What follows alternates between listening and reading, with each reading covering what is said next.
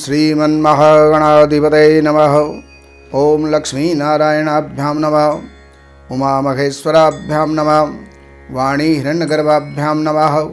शचीपुरन्दराभ्यां नमः। माता पितृचरणकमलेभ्यो नमः। इष्टदेवताभ्यो नमः। कुलदेवताभ्यो नमः। ग्रामदेवताभ्यो नमः। स्थानदेवताभ्यो नमः। वास्तुदेवताभ्यो नमः। सर्वेभ्यो देवेभ्यो नमः। सर्वेभ्यो ब्राह्मणेभ्यो नमः। सिद्धिबुद्धिसहिताय श्रीमन्महागणाधिपतये नमः। सत्यनारायण का व्रत करने वाले जो भी मनुष्य हैं उनकी सभी मनोकामना पूर्ण होती हैं। और जिस दिन सत्यनारायण का व्रत करें, कथा करें, तो प्रातःकाल स्नान आदि से निवृत्त होकर शुद्ध वस्त्र धारण करके और भगवान का एक मंडप बनाना चाहिए, जिसमें केले के पत्ते या केले का स्तंभ लगाना चाहिए। भगवान लक्ष्मी नारायण की मूर्ति या शालिग्राम भगवान की मूर्ति वहाँ पर स्थापित करनी चाहिए। वहाँ उनका पंचामृत से स्नान करवा करके गंध, अक्षत, पुष्प, धूप, दीप, नैवेद्य आदि से उनका भोग लगा करके पूजन करके और शुद्ध मन से वहाँ पर बैठ जाना चाहिए। और भगवान की कथा इस प्रकार है। ओम श्रीमन्महागणाधिपतये नमः। एकदा नैमिषारण्ये ऋषयः शौनकादयः प्रपच्छुर्मुनयः सर्वे सूतं पौराणिकं खलु। एक समय नैमिषारण्य क्षेत्र के अंदर 88,000 ऋषि एकत्रित हुए।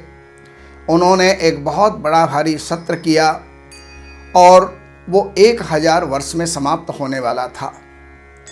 तो वहाँ बैठे हुए सारे ऋषि जब भी अपनी नित्य क्रिया से निवृत्त होते थे तो उस समय सब आपस में बैठ कर के चर्चा करते थे कि आगे घोर कलयुग आने वाला है और इस कलयुग के अंदर मनुष्य का उद्धार कैसे होगा। क्योंकि कलयुग के अंदर मनुष्य नास्तिक हो जाएगा, अधार्मिक हो जाएगा, शास्त्रों की बातों को नहीं मानेगा, धर्म कर्म को नहीं मानेगा और तप तपस्या, भजन पूजन ये सब छोड़ देगा। ऐसी स्थिति में उनका उद्धार कैसे होगा। तो इतने में ही सूत जी महाराज वहाँ पर पधारे। सूत जी को उच्च आसन दिया गया और सूत जी को जो है निवेदन करने लगे कि हे सूत जी महाराज, आप ऐसा कोई विधान बताइए कि जिससे कि आने वाले कलयुग के अंदर मनुष्य का उद्धार हो सके। सूत जी कहने लगे, हे ऋषियों, आपने बहुत ही अच्छा प्रश्न किया है और यही प्रश्न नारद जी ने भगवान विष्णु से किया था। एकदा नारदो योगी परानुग्रह कांक्षया पर्यटन भुवनान लोकान मृत्यु लोक मुपागतः।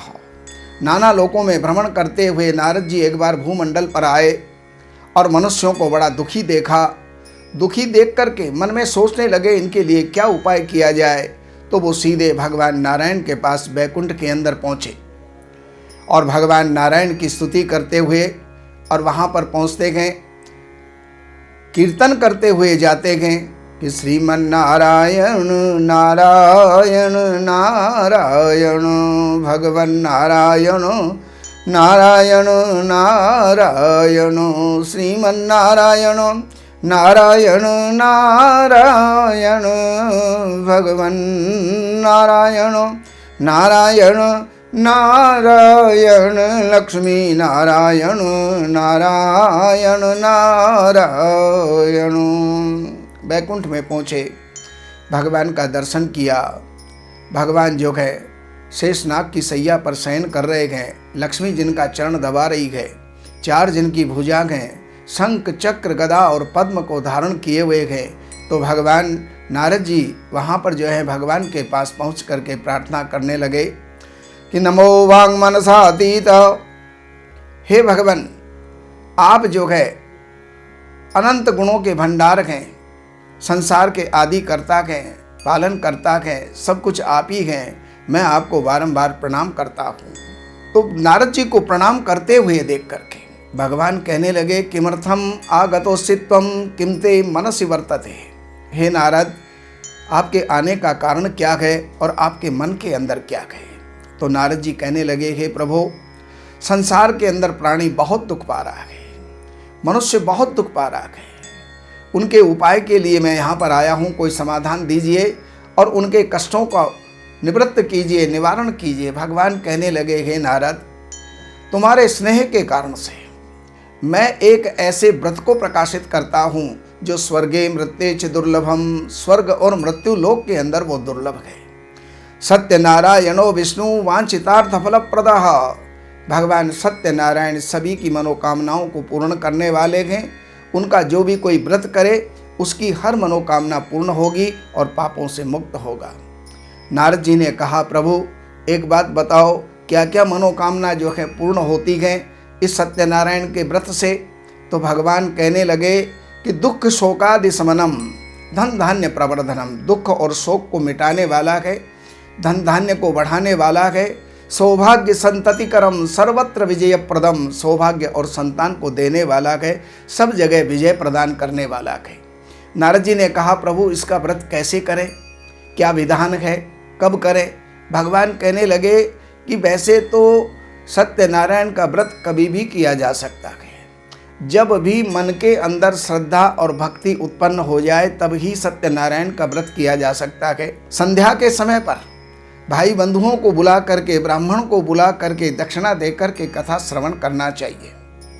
और वहाँ पर जो है रंबा फलम घृतम दुग्धम गोधूमस्य चूर्णकम, केले का फल, घी, दूध, गेहूं का चूर्ण या साठी चावल का चूर्ण लेकर के गुड़ या शक्कर मिला करके सवाया करके भगवान को अर्पण करना चाहिए और ब्राह्मण से कथा सुननी चाहिए, उनको दक्षिणा देनी चाहिए, रात्रि को जागरण करना चाहिए और प्रसाद वितरण करना चाहिए। तो हे नारद, जो भी कोई इस प्रकार से करेगा सभी की मनोकामना पूर्ण होंगी। बोलिए सत्यनारायण भगवान की जय। श्रीमन्नारायण नारायण नारायण भगवन नारायण नारायण नारायण, श्रीमन्नारायण नारायण नारायण भगवन नारायण नारायण नारायण, लक्ष्मी नारायण नारायण नारायण। बोले सत्यनारायण भगवान की जय। तो सूत जी महाराज कहने लगे, हे ऋषियों, सबसे पहले इस व्रत को किसने किया उसका मैं इतिहास बताता हूँ। कश्चित् काशीपुरे रम्ये ह्यासीत् विप्रोति निर्धनः। किसी काशीपुरी नगरी के अंदर एक निर्धन ब्राह्मण रहा करता था। भूख प्यास से व्याकुल वो नित्य पृथ्वी पर घूमा करता था और एक दिन भगवान को दया आई और बूढ़े ब्राह्मण का रूप धारण करके उस ब्राह्मण के सामने जाकर के कहने लगे, हे ब्राह्मण, तू नित्य दुखी होकर पृथ्वी पर क्यों घूमा करता है? तो ब्राह्मण कहने लगा, महाराज मैं भिखारी हूँ और भिक्षा के लिए मैं पृथ्वी पर घूमता हूँ, लेकिन महाराज इस भिक्षा से भी मेरी उदर पूर्ति नहीं होती। तो भगवान ने कहा कि तू एक काम कर, एक उपाय बताता हूँ, तू सत्यनारायण भगवान का व्रत कर।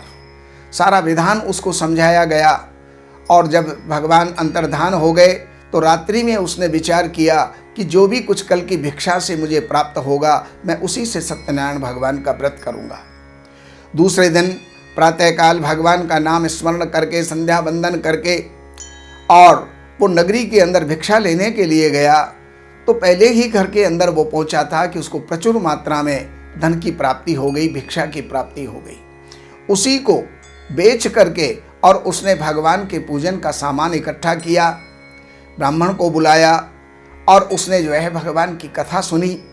तो भगवान की कथा सुनने से कहते हैं भगवान का नाम लेने से पाप ताप और श्राप सब कटते हैं। तो उसके पुण्यों का उदय हुआ, वो धीरे धीरे करके धन संपन्न हुआ, जब तक जिया, जब तक सुख भोगता रहा और अंत के अंदर मोक्ष को प्राप्त हुआ। बोलिए सत्यनारायण भगवान की जय। तो ऋषियों ने सूत जी से पूछा कि और भी किसी ने इस व्रत को किया? तब यहाँ पर सूत जी महाराज कहते हैं कि हे ऋषियों, यही ब्राह्मण अपने वैभव के अनुसार ये भगवान का पूजन कर रहा था तो उधर से कोई लकड़ी का बेचने वाला लकड़हारा आ निकला। लकड़ी के बोझे को बाहर डाल करके और कुछ पानी पीने की इच्छा से वो अंदर गया, लेकिन अंदर जा कर के देखता है तो वो क्या देखता है कि वहाँ पर भगवान का पूजन चल रहा है, कथा चल रही है। कथा संपन्न होने पर सबने प्रसाद लिया तो वो लकड़हारा भी प्रसाद लेकर के कहने लगा, हे महाराज, आप जो है कोई ऐसा उपाय मुझे भी बताएं जिससे मेरा भी सारा संकट, सारे दुख दूर हो जाए। तो उस ब्राह्मण ने कहा, हे लक्कड़हारे, तू भी भगवान सत्यनारायण का व्रत किया कर, उन्हीं की कृपा से मेरे यहाँ सब कुछ हुआ है, तो तेरे यहाँ भी सब कुछ होगा। तो उसके पास में और तो कुछ था नहीं, वो लकड़ी का बोझा था, उसी को बेचने के लिए धनी लोगों की नगरी के अंदर वो गया और उस दिन भगवान की कुछ ऐसी कृपा हुई, उसको दुगना चौगना मूल्य प्राप्त हो गया। उसी पैसे से वो भगवान के पूजन का सामान एकत्रित किया, ब्राह्मण को बुलाया और भाई बंधुओं को बुलाया और वहाँ पर भगवान का व्रत किया, रात्रि को जागरण किया, प्रसाद वितरण किया। तो इस प्रकार करने से उसके भी पाप धुल गए और उसको बहुत बड़े जंगल का एक वो ठेकेदार हो गया और बहुत बड़ा धन संपन्न हुआ। जब तक जिया, जब तक सुख भोगता रहा, अंत के अंदर मोक्ष को प्राप्त हुआ। बोले सत्यनारायण भगवान की जय।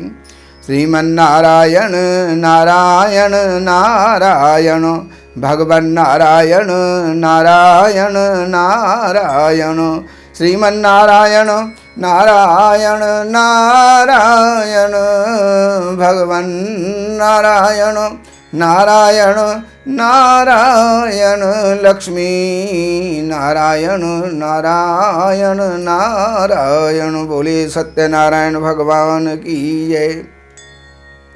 सूत जी महाराज कहने लगे, हे ऋषियों, इसी प्रकार एक कथा मैं आपको और बताता हूँ।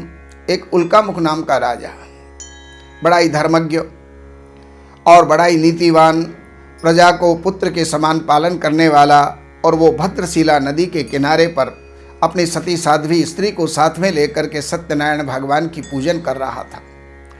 तो वहाँ पर एक व्यापारी जिसका नाम साधु नाम वैश्य था, वो नावों के द्वारा यात्रा करता हुआ उस स्थान पर आ पहुँचा और उसने तट के ऊपर राजा को पूजन करते हुए देखा। तो राजा से वो निवेदन करने लगा कि किमिदम कुरुसे राजन भक्ति युक्तेन चेतसा। हे राजन, भक्ति युक्त होकर के आप ये क्या कर रहे हो, किसका पूजन कर रहे हो और इससे क्या फल प्राप्त होता है।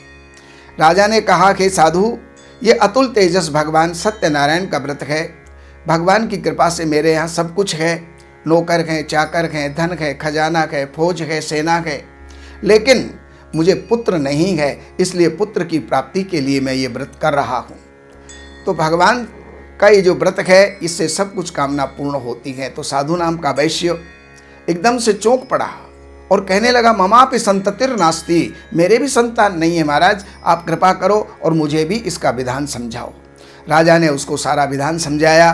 वो अपने घर गया तो लीलावती उसकी पत्नी का नाम था। उससे जाकर के उसने कहा कि लीलावती, एक मैं ऐसे व्रत का विधान सुन कर के आया हूँ जिससे कि संतान की प्राप्ति होती है।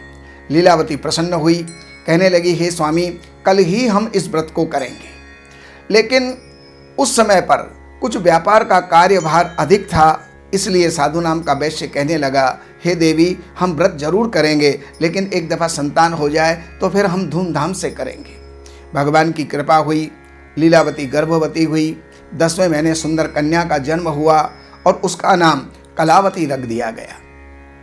जब कलावती का जन्म हुआ तो उस समय पर भी उसने निवेदन किया कि स्वामी, आपने संकल्प किया था कि संतान होगी तो मैं व्रत करूंगा।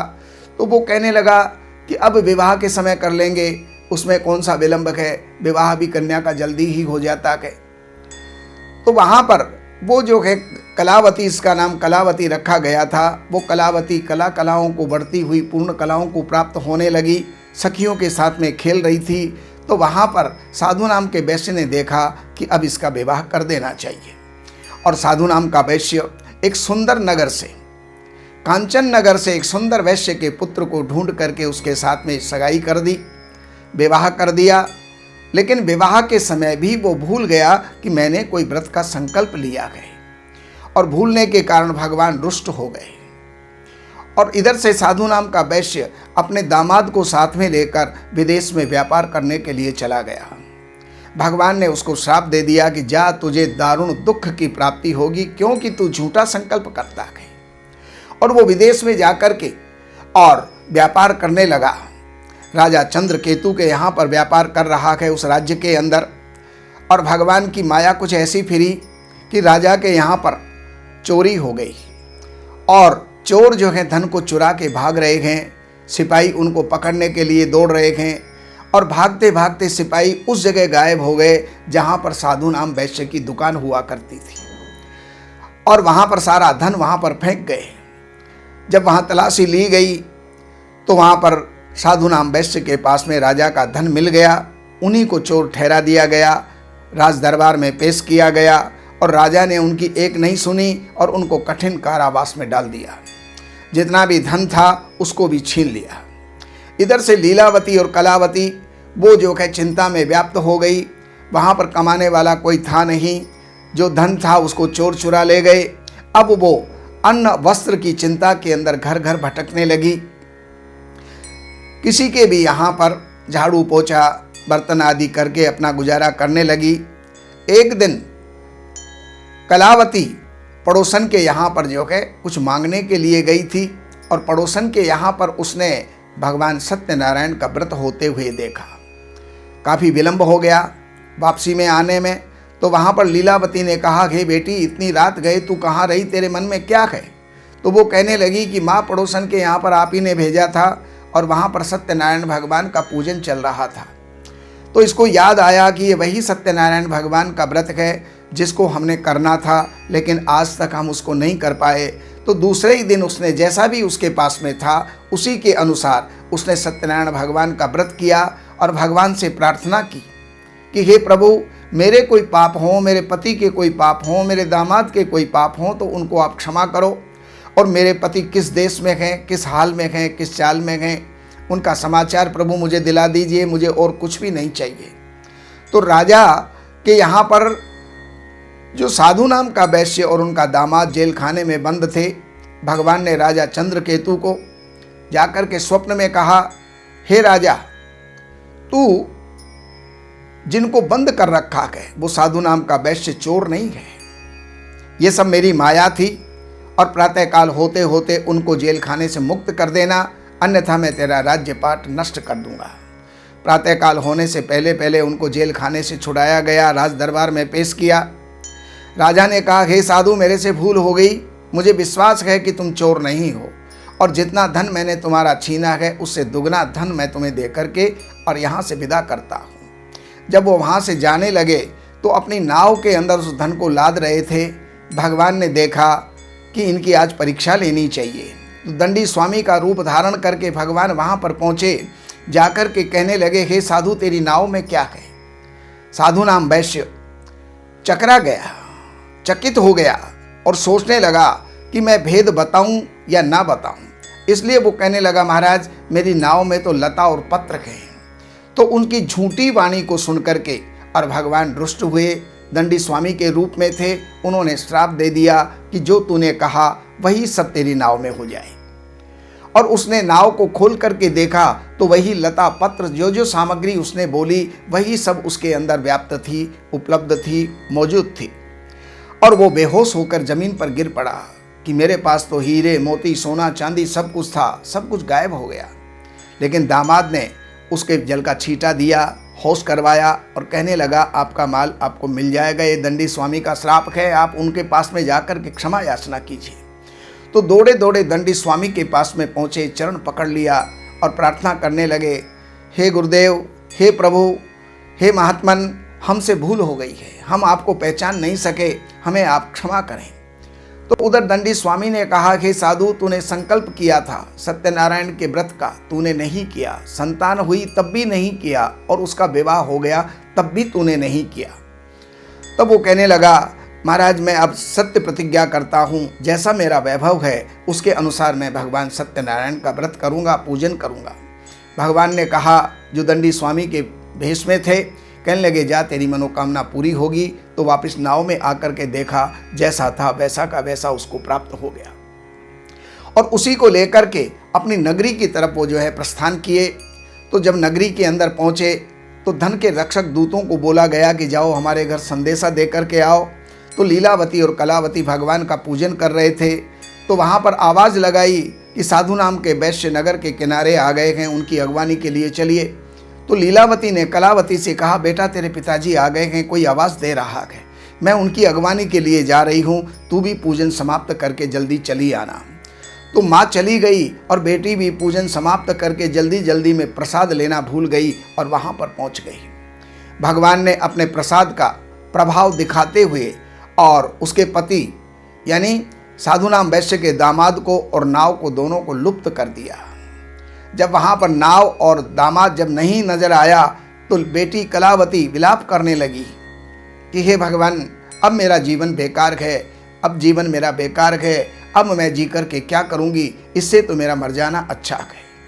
तो अपनी माँ से कहने लगी, हे माँ, चंदन की चिता बनाओ और मैं अपने पति की खड़ाऊ लेकर के उसमें बैठ जाती हूँ, आप प्रेम पूर्वक आग लगा देना।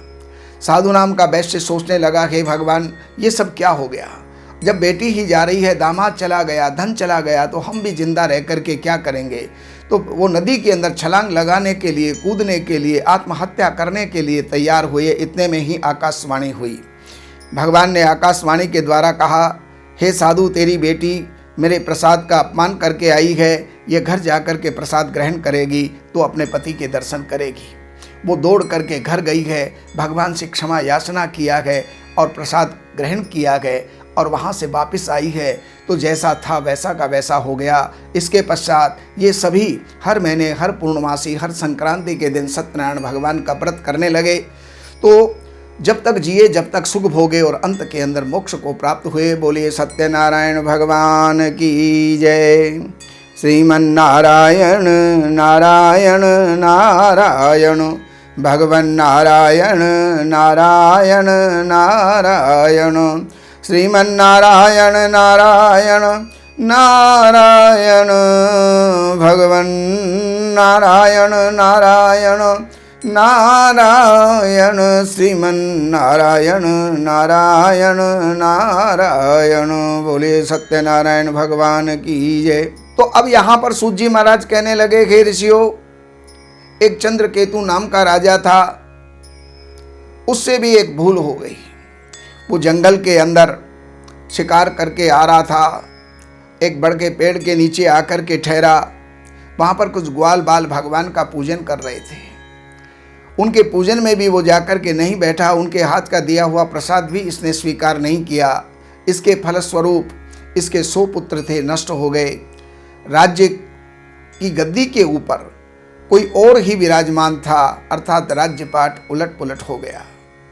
राजा चंद्रकेतु मन में सोचने लगा कि मेरे से क्या पाप हो गया है। तो विचार आया, मैंने आज ग्वाल बालों की पूजन में मैं नहीं गया, उनके हाथ का प्रसाद भी मैं स्वीकार नहीं किया, तो वापस जंगल में आया, ग्वाल बालों को इकट्ठा किया, भगवान का पूजन किया, क्षमा याचना की और प्रसाद वितरण किया। भगवान की कृपा हुई, जैसे था वैसा का वैसा उसको प्राप्त हो गया। उसके पश्चात वो भी हर महीने, हर पूर्णमासी, हर संक्रांति के दिन सत्यनारायण भगवान का व्रत करने लगा और जब तक जिया, जब तक सुख भोगता रहा, अंत के अंदर मोक्ष को प्राप्त हुआ। बोले सत्यनारायण भगवान की जय। तो सूत जी महाराज कहने लगे, हे ऋषियों, जिन्होंने पूर्व जन्म में इनका व्रत किया है, उनके दूसरे जन्म का हाल कहता हूँ। सतानंद नाम का ब्राह्मण सुदामा हुआ, भगवान श्री कृष्ण की भक्ति करके मोक्ष को प्राप्त हुआ। लक्कड़हारा निषाद राज बना और भगवान श्री राम को गंगा से पार उतार कर स्वयं भवसागर से पार हुआ। उल्कामुख नाम का राजा महाराज दशरथ बने, श्री रंग जी की पूजन करके मोक्ष को प्राप्त हुए। साधु नाम का वैश्य मोरध्वज नाम का राजा हुआ, अपने पुत्र का शरीर चीर करके भगवान को अर्पण करके मोक्ष को प्राप्त हुआ। तुंगध्वज नाम का राजा, वो भी जो है भगवान की स्वयंभू मनु हुआ और सारे वेद शास्त्रों का सार पा करके मोक्ष को प्राप्त हुआ। तो जो भी कोई इस व्रत को करेगा, इस कथा को पढ़ेगा, इस कथा को सुनेगा, सभी की मनोकामना पूर्ण होंगी। बोले सत्यनारायण भगवान की जय। श्रीमन्नारायण नारायण नारायण, भगवन् नारायण नारायण नारायण, श्रीमन्नारायण नारायण नारायण, भगवन् नारायण नारायण नारायण, श्रीमन्नारायण नारायण नारायण। बोले सत्यनारायण भगवान की जय। दैवज्ञ सच्चिदानंद वशिष्ठ जी से ज्योतिष, वास्तु, तंत्र मंत्र से संबंधित जानकारी हेतु हमारे YouTube चैनल श्री वशिष्ठ को सब्सक्राइब, लाइक और शेयर करें। लेटेस्ट अपडेट के लिए बेल का बटन जरूर दबाएं। हमारे यहाँ वैदिक ब्राह्मणों के द्वारा सभी प्रकार के पूजा पाठ, कर्मकांड, संगीत में विवाह, गृह क्लेश, काल सर्प दोष, व्यापार में रुकावट व नवग्रहों की पूजा आदि कराई जाती है। हमारे संपर्क सूत्र हैं 7838898421। देवज्ञ सच्चिदानंद वशिष्ठ जी से वास्तु, ज्योतिष, वैदिक अनुष्ठान, पूजा पाठ, महामृत्युंजय पाठ, शतचंडी पाठ, बगुलामुखी पाठ, भैरव अनुष्ठान आदि, राशि रत्न, रुद्राक्ष, कवच आदि हेतु संपर्क करें। हमारे संपर्क सूत्र हैं 7838898421। हमारी वेबसाइट है www.shrivashishth.com।